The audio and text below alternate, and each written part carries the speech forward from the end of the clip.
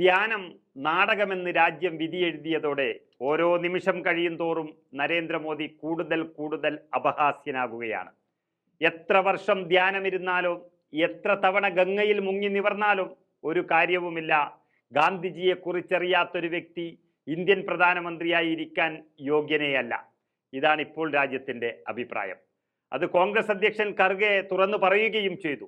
ധ്യാനമിരുന്നത് കൊണ്ടോ ഗംഗയിൽ മുങ്ങിയത് കൊണ്ടോ ഒരു കാര്യത്തെക്കുറിച്ചും വിവരമുണ്ടാകില്ല എന്നാണ് മോദിയെ ചൂണ്ടിക്കാട്ടി കോൺഗ്രസ് അധ്യക്ഷൻ മല്ലികാർജുൻ ഖർഗെ വ്യക്തമാക്കിയത്. ലോകത്തിന് മുഴുവനും അറിയാവുന്ന ആളായിരുന്നു മഹാത്മാഗാന്ധി. ഐക്യരാഷ്ട്രസഭയുടെ മുന്നിൽ വരെ ഗാന്ധിജിയുടെ പ്രതിമയുണ്ട്. മാത്രമല്ല, ലോകത്തെ 80ഓളം രാജ്യങ്ങളിൽ ഗാന്ധിജിയുടെ പ്രതിമയുണ്ട്. അഹിംസയിലൂടെ സ്വാതന്ത്ര്യം നേടിയെടുത്ത എല്ലാ രാജ്യങ്ങൾക്കും ഗാന്ധി പരിചിതനാണ്. ലോകത്തിന് ഗാന്ധിജി ഒരു മാതൃകയാണ്. ഇതൊന്നും അറിയാത്ത നരേന്ദ്രമോദി തെരഞ്ഞെടുപ്പിൽ തോറ്റ് കൂടുതൽ സമയം കിട്ടുമ്പോൾ അദ്ദേഹവും കൂടെയുള്ള മറ്റു BJP-ക്കാരും സ്വാതന്ത്ര്യ സമര സേനാനികളുടെ ആത്മകഥാ പുസ്തകങ്ങൾ വായിക്കണം എന്നാണ് ഇപ്പോൾ രാജ്യം തന്നെ ആവശ്യപ്പെടുന്നത്. ഗാന്ധിജിയുടെ ആത്മകഥ തങ്ങളെല്ലാവരും സ്കൂളിൽ പഠിക്കുമ്പോൾ പാഠപുസ്തകമായിരുന്നു. അത് വായിച്ചു മനസ്സിലാക്കണമെന്നാണ് ഖർഗെ നരേന്ദ്രമോദിക്ക് കൊടുത്ത ഉപദേശം. ഗാന്ധിജിയെ മാത്രമല്ല, ഭരണഘടനയെക്കുറിച്ചും മോദിക്ക് ഒരു ചുക്കും അറിയില്ല. അതുകൊണ്ട് അതും ഈ സമയത്ത് വായിച്ചു പഠിക്കുന്നത് നല്ലതായിരിക്കുമെന്നാണ് ഖർഗെ പറഞ്ഞു കൊടുത്തത്.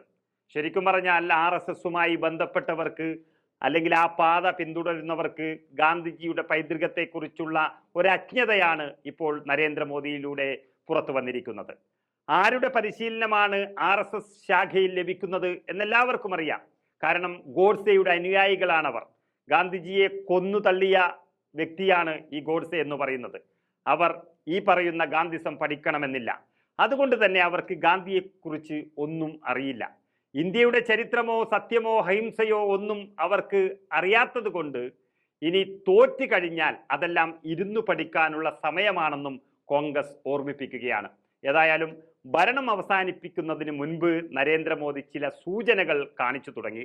10 വർഷം എതിരില്ലാത്ത നേതാവായിരുന്ന മോദി എതിരാളികളെ ഭയന്നു തുടങ്ങിയത് മുതലാണ് അസ്വാഭാവികത കാണിച്ചു തുടങ്ങിയത്. ഇനി വിശ്രമമെന്ന സൂചനയാണ് അദ്ദേഹം കന്യാകുമാരിയിലെത്തി ഈ രാജ്യത്തിന് തന്നെ നൽകിയിരിക്കുന്നത്.